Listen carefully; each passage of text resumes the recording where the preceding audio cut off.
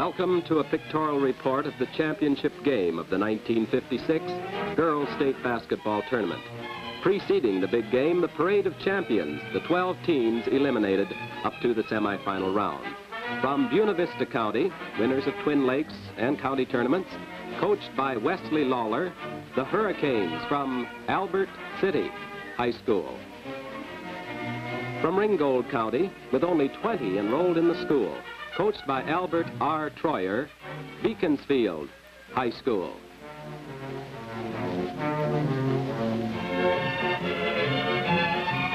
From Wapello County, the Wapello County Conference and County Champs, coached by Charles O. Weatherwax, Blakesburg High School. From Cedar County, the Cedar County Champions, coached by J.C. Gallagher, Clarence High School. From Lee County, county champions for 7 consecutive years, coached by Don Finney, Donaldson High School. From Guthrie County, Coon Valley Conference champs and county champs, coached by Orville Frazier, Guthrie Center High School. From Ida County, appearing in its 6th state tournament, coached by Whitey Thompson, Ida Grove High School.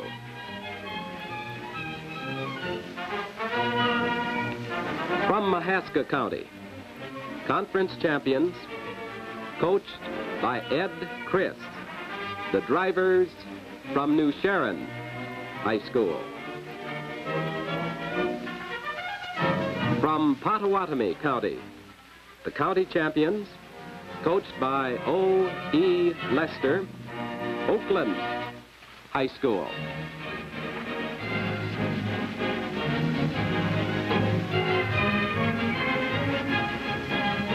And from Clay County, the Clay County Conference and the county champions, coached by Bill Ferdine, Royal High School. From Calhoun, Webster County, coached by Ed McNeil, from Somers, Cedar Valley High School. From Polk County, county champions, coached by Bob Anderlich from West Des Moines, Valley High School. This, the parade of champions, the 12 state tournament teams eliminated to the semifinal round of play. Now, the 1956 championship game. Maynard and Garrison, the captains of the teams, meet with officials to clarify rules prior to the opening tip-off. Garrison will be in the white uniforms, and play begins in the championship game, and Garrison with control of the ball. Maynard in the dark uniforms. Garrison in the forward court, paced by Sylvia Froning, number 99, with the ball now. A magnificent job in the opening phases of the tournament. A basket to start things off by Nancy Pennell, number 88.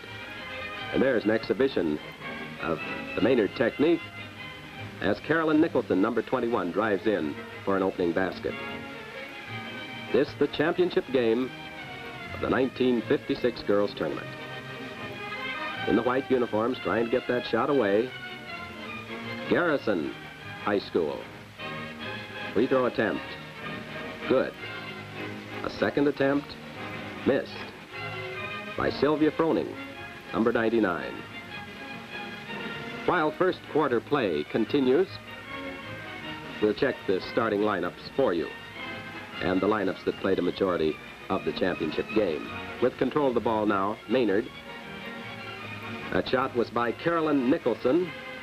Carolyn, number 21, 5'4", a senior, who scored 979 points coming into this championship game. That's for the season. Number 33, Virginia Hennigas, 5'8", freshman, who had scored 421 points in her season up to this game. Other forward court performer for Maynard, Glenda Nicholson, number 51. Glenda playing pivot. Glenda, 5'10", junior, who scored 1,088 points for the season coming into this championship game. Now the guard assignments for Maynard. Marlene Becker, number 23, is a 5'5" senior. Number 31, Dorothy Fetkether, a 5'8" junior, and by the way, we see the Maynard guards working now. And number 41, who is the out guard there, we see her, Dorothy Fish, 5'3", a senior. There's the Maynard starting lineup. Garrison with control of the ball in the forward court now. Sylvia Froning with the ball, number 99, 5'8" junior, who scored 947 points in her season up to this championship game, now in progress. Other starting forwards for Garrison, Nancy Pennell, Nancy 5'1", a senior. And number 77, Ann Ahrensberg. Ann, 5'7½" and a senior, who had scored 787 points in the year coming into this championship game. Now the starting guard assignments, and we see the Garrison guards working here now. 00, Gayleen Selk, a 5'8" senior. Number 90, Barbara Beyer, 5'10" junior, and Dolores Selk, a 5'7" junior. Those were the teams that played a major part of the game, with very little substitution in this, the big game, the championship game. Now, to the action in this first quarter. Garrison controlled play throughout a majority of the first quarter. Garrison jumped to a 12-6 advantage in this first period, mainly behind the tremendous play of Sylvia Froning, now shooting and scoring. Sylvia, the 5'8" junior. So during this first period, paced by Sylvia's expert shooting from the field and free throws, as evidenced here, one made and one missed, controlled a 12-6 advantage at the midpoint. Then the Maynard team started to settle down and get over those championship game jitters, start working the ball around, and began to score in the closing phases of the first period. But at one point, it looked like Garrison pulling away. The story was to change, however, as the game progressed. A capacity crowd of nearly 15,000 people witnessed this championship game at Veterans Auditorium in Des Moines. Thrills every second of the tournament, climaxed by this and the great play of Sylvia Froning in that first period. Now let's watch the Maynard team as they try to fight back and overcome tremendous shooting by Froning of Garrison. Working the ball back and forth, the two out forwards, number 21 with the ball, that's Carolyn Nicholson now, working over to Hennigas, number 33. Hennigas trying a shot and scoring. Virginia Hennigas, number 33. And with those baskets, a couple of them by Hennigas at this time, the team started to come back, but there again, Froning scoring. The Maynard defense unable to cope with Sylvia Froning in the first quarter. Froning scored 12 points in that first period, 12 of 16 that were scored by the Garrison team.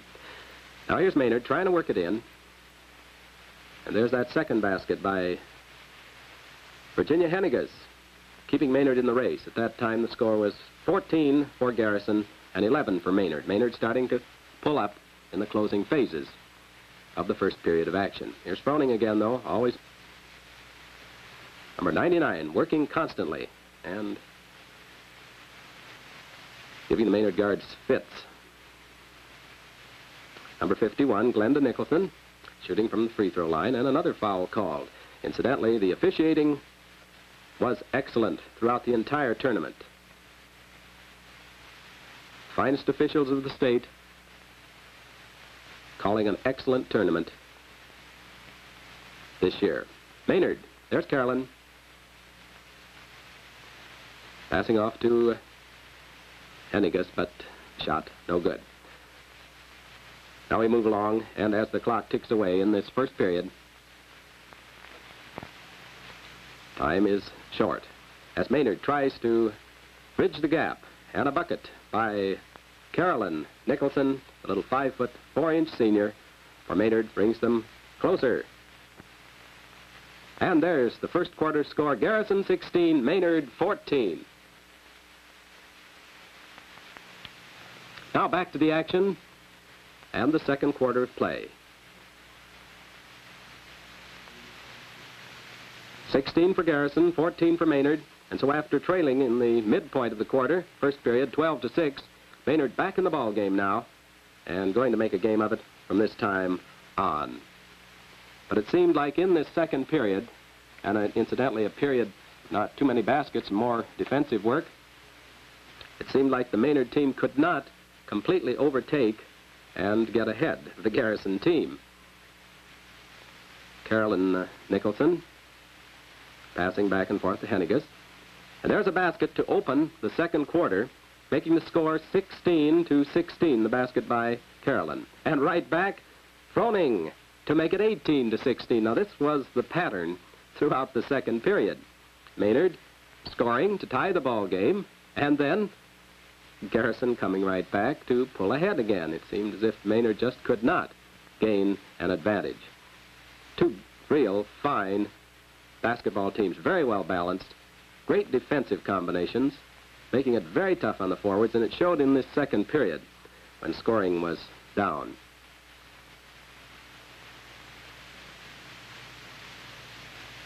Here's Garrison. Garrison in the white uniforms, Maynard in the dark uniforms. Garrison and Maynard, the ball game at this point was all tied up in the start of the second quarter, all tied up 18-18. Again, those Maynard guards giving them a rough time. Froning, after a brilliant first quarter, scored only 2 points in the second period. She scored 12 out of 16 in the first quarter, and then the Maynard guards got the combination. Now there's Carolyn again for another basket, and once again, the Maynard team trying to catch up, but in each case could only tie the ball game. It was tied at 16 all, and then 18 all.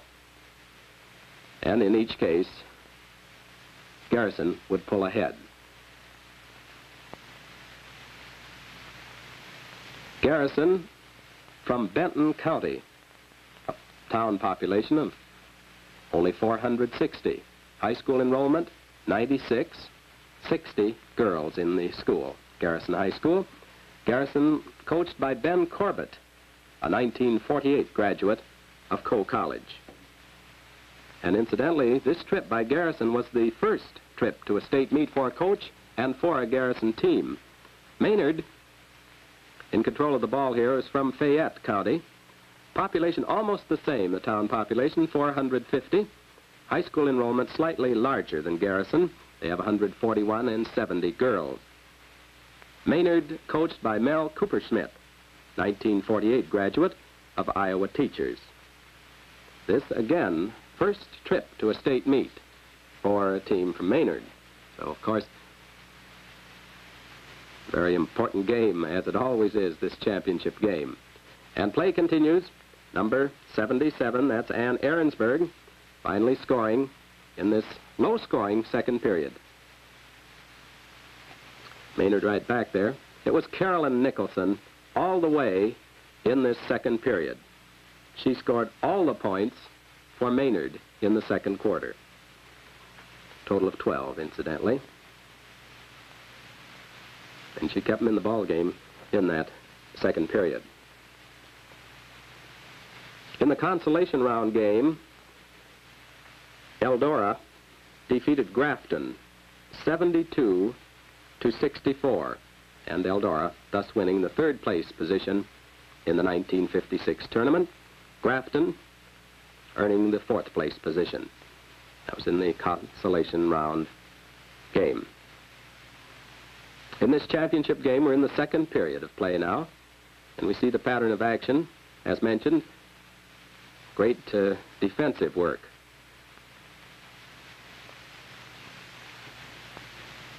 And a low-scoring second half.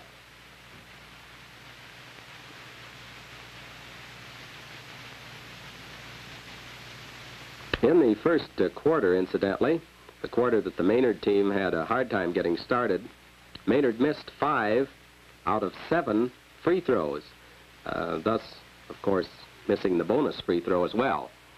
And that, of course, was a deterrent to scoring for the Maynard team in the first period. Now here we see second period again.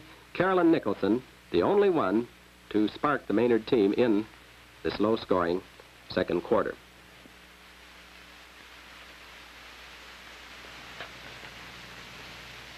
And of course, the major credit goes to the defensive work of the teams in the second period of play.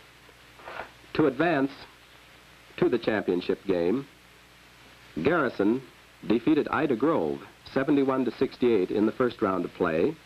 Garrison defeated New Sharon 92-69 in a record-breaking game in the second round of play.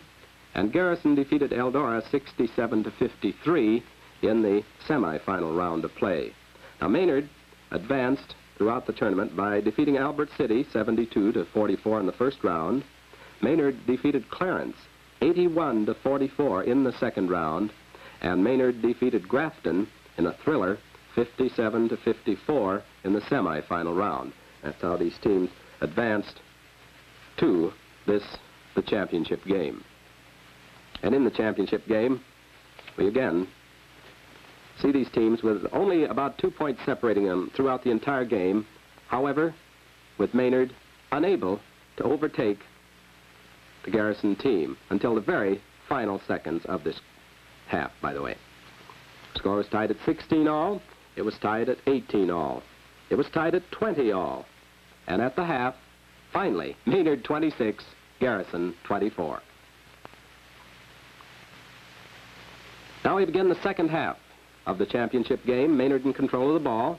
And as mentioned, just at the closing phase of the second period, Maynard advanced and finally controlled the advantage 26-24. Now, after fighting for the entire half to get ahead, Maynard never relinquished this lead throughout this entire second half. Halftime scoring in the first period. For Garrison, Froning had 6 field goals and 2 free throws for 14 points. Ann Ahrensberg, number 77, had 2 and 4 for 8 points. Pennell had a field goal for 2 points. That's first quarter scoring for Garrison. For Maynard, first period scoring, or first half we should say, Carolyn Nicholson, number 21, had 7 field goals for 14 points. Glenda Nicholson had 2 and 2 for 6 points. Virginia Hennigas, number 33, had 3 field goals for 6 points. That was the scoring in the first half of play. The shot percentages, which were quite interesting in the first half. Maynard made 12 field goals of 26 attempts to shoot 46% from the field. Garrison made 9 of 20 attempts to hit 45%. In other words, the teams so very closely matched in shot percentages from the field, 46 and 45%. However, in this second half, now in progress, the tide changes. Maynard begins to hit 54%. Garrison falls to 38%. And possibly that's the story of the game. The shot percentages as the Maynard team starts zeroing in from the field. In this third quarter, the Maynard team, starting with a 26-24 advantage, continued to build that advantage to one point where they controlled a 40-29 score. There a basket by Virginia Hennigas, number 33. They continued to pour them in, while the great defensive work of the Maynard team took its toll as the Garrison team just had trouble and had to shoot from out, and there was a proverbial lid on the basket as far as the Garrison team was concerned. The Maynard guards, magnificent job. There's 41 working now. That's Dorothy Fish, a 5'3" senior. Dorothy Fetkether, number 31, 5'8" junior, and Marlene Becker, number 23, 5'5" senior. The Maynard guards exceptionally good. And the Garrison guards working now. And a foul called.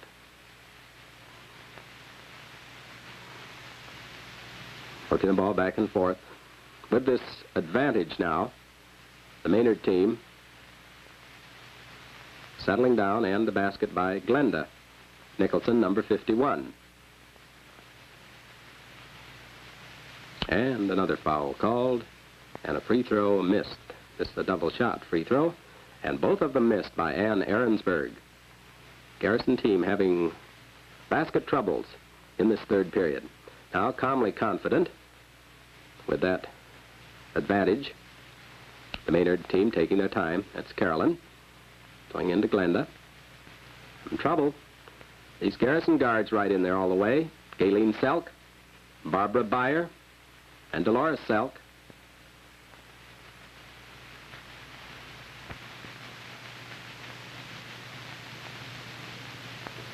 And finally made one of those free throws to get the Garrison scoring mechanism going once again. This is the third period of play in the 1956 championship game. Maynard in control of the ball and controlling a very sizable advantage in this third period, when after a long, hard first half, they finally overtook the fighting Garrison team with a 2-point halftime advantage, an advantage that they built rapidly in the third period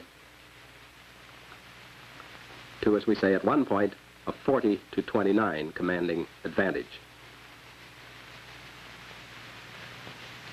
And Garrison continuing with their problem of just being unable to get the range in the third period of play.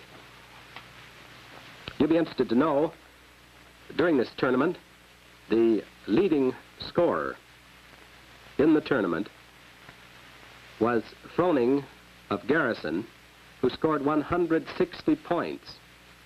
Jan Armstrong of Eldora ranked second with 159 points. And that is for the entire tournament, to rank as two of the top tournament scorers, ranging in about the top 5 tournament scorers in the history of tournament play. Now here again, Garrison trying to get the range desperately, but again, great defensive work on the part of the Maynard club.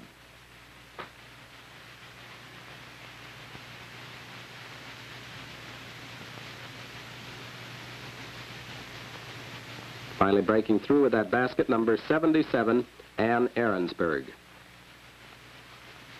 Free throws started clicking for Maynard in the third period, also paying off. The pressure never letting up, although the Maynard club had an advantage. Not one of the some 15,000 thought the ball game was over by any count, because in the closing phases of the third period, Garrison began finally finding the range.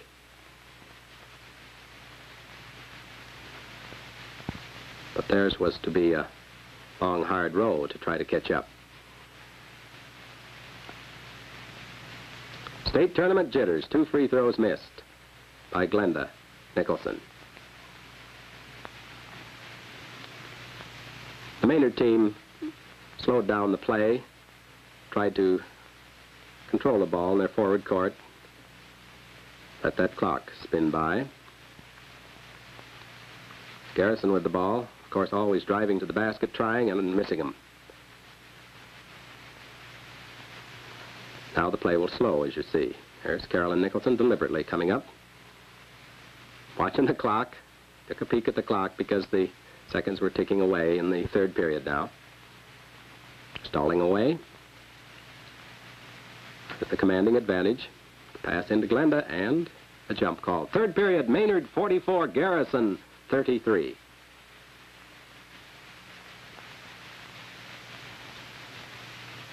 Now with the tremendous deficit there in the scoreboard. Garrison tries to fight back in the fourth quarter. And certainly every one of the some 15,000 people in Veterans Auditorium in Des Moines were amazed at the fight that was demonstrated by Garrison and the fact that Garrison continually stayed in the game. The only problem was Maynard matched them almost shot for shot. And so that early advantage was built up in the third period. A 44-33 advantage by the Maynard team was an advantage that Garrison just could not overcome. Very deliberate floor work by the Maynard forwards. Consumed much of the time in the opening portion of the fourth period.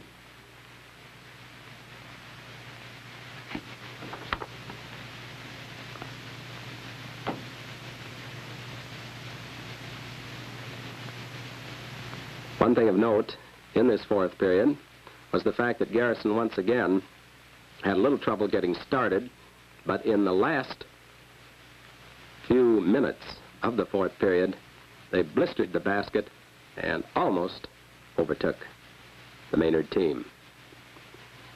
But there was just too great an advantage in the scoreboard for the Maynard club for Garrison to overtake them.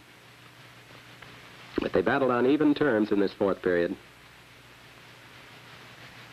Both clubs fighting for the championship of the state of Iowa and the glory that goes with it. Carolyn Nicholson into Glenda. Back out to Virginia Henniges. Henniges holds. And a basket by Glenda Nicholson. Incidentally, Glenda Nicholson found the range in the third and fourth periods. The first half she didn't score very much, and then in the third and fourth periods she carried the load for the Maynard club. Glenda Nicholson, 5'10" junior, playing the pivot position for the Maynard club.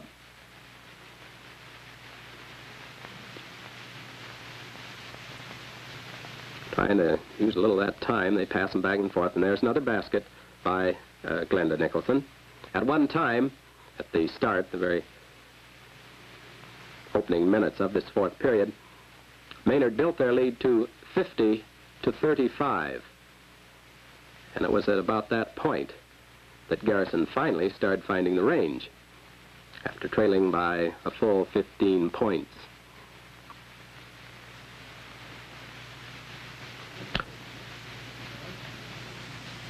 Now Maynard in their forward court, this is the fourth period. The score at this particular point to about, as mentioned, 50-35 or in that vicinity, a very, very comfortable lead for the Maynard team. However, as you watch the play, you would hardly believe the Maynard team was leading by that advantage. You watch Garrison play ball. Not out of the game by a long shot, firing away constantly, trying to get that range. That was Froning taking the long shots now, of course, as they're trying to hit the bucket and cut the deficit. And the Garrison guards never giving up for a moment. And Maynard aware they're in a ball game right down to the very final seconds. 40-52, there's the count, with 3 minutes 15 to go. 3 minutes 15 to go in the ball game, 52-40. You see from the mentioned 50-35 count, the Garrison team starting to pull up now, and we'll see the play as it goes along. 52-40 with 3 minutes 15 to go. Maynard in control now, pass into Glenda, and a basket, 54-40. And now we see Garrison starting to work the ball in, try for those buckets, trying to catch up, trailing 54-40 as the seconds tick away. There's a quick pass, and a bucket, 54-42. But right back we come here in the Maynard team, of course, and a bucket by Carolyn Nicholson, making it 56-42. Sylvia Froning, who had a very fine first quarter and first half, starts sharpening up the free throw department, and 56-44. Back and forth they go. And as mentioned, 3 minutes, 15 seconds can tick away in a hurry. With the Maynard team almost exchanging basket for basket with Garrison. Garrison getting hot from the field, making those buckets, but Maynard coming right back. There's great defensive work by 00 Galen Self. Oh, the ball lost, and Maynard recovers. There's Carolyn Nicholson, little playmaker, going into sister Glenda. And the basket made by Virginia Hennigas. And wild long shots now, and a bucket made by Sylvia Froning. And that's the story of the 1956 state tournament. The final score, 62 for Maynard, 51 for the Fighting Garrison team. And the cheerleaders arrive to congratulate. The free throw champion, Rose Marie Mellicar, Finchford Consolidated of Janesville, lives in Shell Rock, and she hit 24 of 25. Now the fourth place team, Grafton High School, receiving their award from Worth County, coached by Bill Rieger. Grafton High School, the fourth place team in the 56 tournament. The third place team from Hardin County, coached by Ed Engstrom, Eldora High School. The awards being made by Doyle Carpenter of Ottawa, director for the Northwest District for the Girls Athletic Union. There's the second place team, Garrison High School, coached by Ben Corbett. And Ben congratulating his girls on a great record. And now, the 1956 state champions, Maynard High School, Fayette County, coached by Mel Cooperschmidt, 1948 graduate of Iowa Teachers. The Cinderella girls of the 1956 tournament, Maynard High School, Fayette County. True champions with a record of 32 victories and only 1 loss this year. Garrison, the number 2 team, with 31 and 4. And so the curtain rings down on a great tournament, the 1956 Girls State Basketball Tournament.